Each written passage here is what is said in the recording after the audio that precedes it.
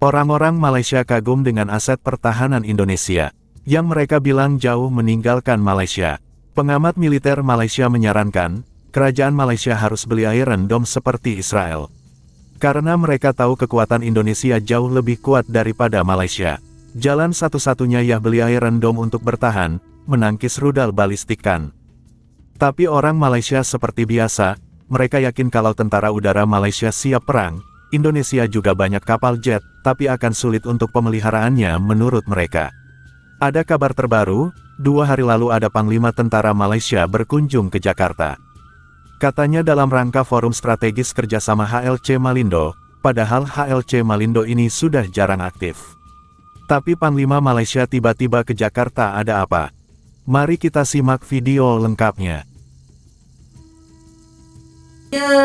Indonesia punya defense, saya tak go into detail sangat, unless a big thing lah. Malaysia Indonesia macam mana? Pandangan aku kalau Air Force, kalau Indonesia boleh figure out how to maintain diorang punya logistik dan sebagainya, diorang akan ada chance. But kalau diorang gagal maintain diorang punya logistik dan maintenance diorang dengan baik, habis. Itu untuk Air Force lah. Navy, dia kena discuss a little bit details pasal Indonesia ni. So maybe we will discuss later on. Sebab Air Force technically tentera udara kita boleh berperang, boleh bertempur. Tentera udara kita boleh bertempur. Kita ada Sukhoi, kita ada Hornet, kita ada Hawk nak tukar. Kita ada Sukhoi, kita ada Hornet. So kita ada jet berjuang yang boleh bertempur. Kita masih ada. So beza dengan Navy yang memang tengah problem gila. So that is why kita more focus on Navy. But Air Force kalau kau pasal apa priority diorang? Hornet Quake. Because Hornet Quake, kenapa Hornet Quake? Sebab kita nak create layer of combat capability. Okay? Kalau kita ni jet kurang, and then kita pula ada yang terempas, ada yang rosak dan sebagainya, kita punya kemampuan nak berperang atau nak pertahankan ruang udara Malaysia ni makin kurang lah. So that's why Malaysia tambah 30 biji. So bila 30 biji,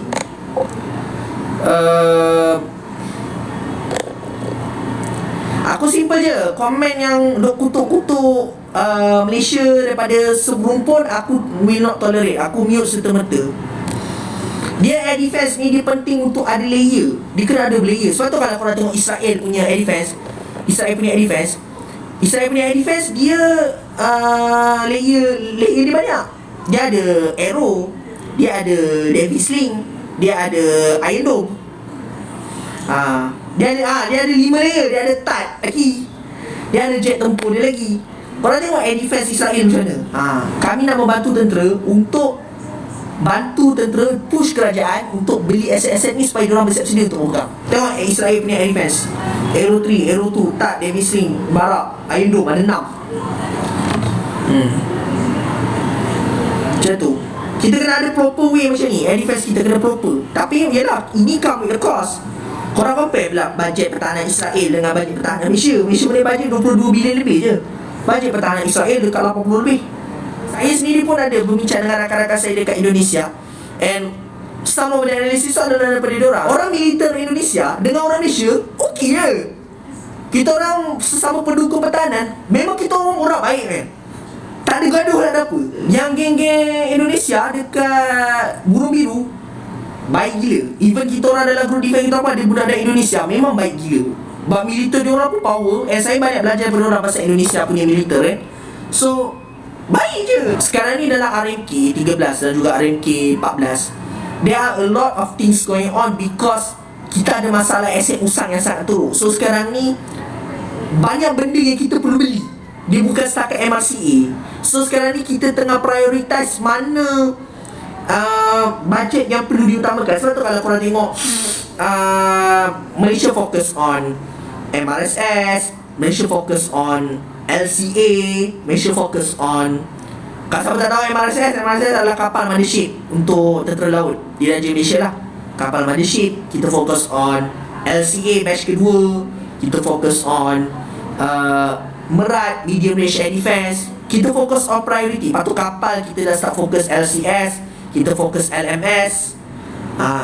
So sekarang ni there are a few things. Sebab MRC ni pandangan saya lah, MRC ni pandangan saya for now it's not a priority because jet 4.5 plus yang kita ada Hornet dengan juga Sukhoi masih lagi boleh dipakai at least 10 years lagi.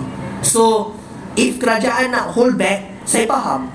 Isu kerajaan nak hold back, kita faham. Kalau korang tengok, dia lebih fokus on, untuk Navy, dia lebih fokus on combat capability. Kalau korang pasal Navy sekali, dia fokus on combat capability.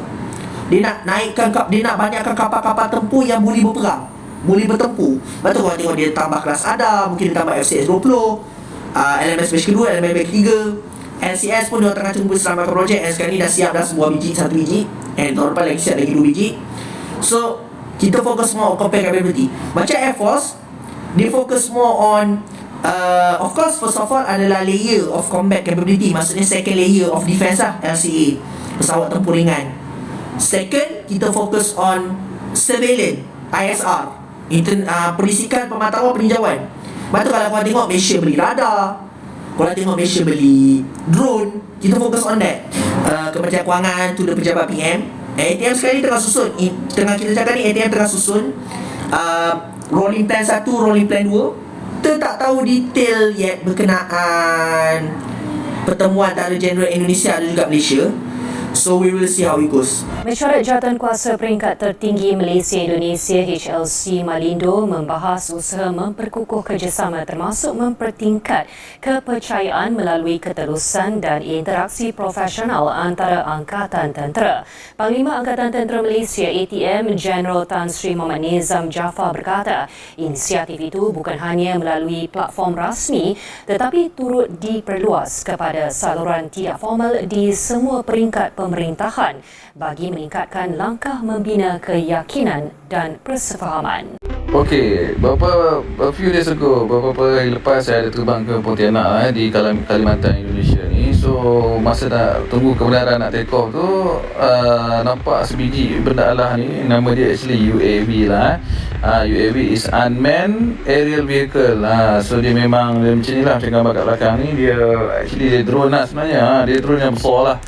Okey, dia nak take off, so tak apalah, tunggu je lepas dia take off tu dan baru kita dapat kebenaran untuk take off lah. So actually UAV dahsyat lah, Indonesia ni sekarang dah menuju ke era yang lebih canggih, lebih moden. Oh my god! UAV ni nama dia Black Eagle lah. Oh, elang hitam. So dia dah develop daripada country tu sendiri. Dia bukan dia dibeli dengan orang, tak, dia yang develop. Okey. Kalau tengok dekat body ni ada banyak, 1, 2, 3, 4, 5, 6 ke 7 agensi yang terlibat nak menjayakan projek ni lah. Dekat Malaysia saya tak dengar lagi lah kot. So bila tak tahulah, Allahualam. Okey. So drone ni ataupun nama dia UAV ni digunakan untuk kerja-kerja perisikan, dan lepas ni katanya dia orang nak pasang misal, so boleh buat. Ini lebih kepada ketenteraan lah. So actually memang dahsyat lah, sebab apa, dia boleh terbang ketinggian almost 23,000 kaki dan dia boleh terbang 30 jam tanpa henti. So untuk mission-mission yang impossible apa semua tu, dia orang boleh buat lah, menggunakan drone-drone ni kan. Macam kita pernah tengok cerita-cerita perang, bukan cerita betul pun, perang-perang yang berlaku dekat Middle East sana, Iran apa semua, Israel apa semua tu, memang ada menggunakan drone-drone ni lah. Okay, so they are moving forward to the future.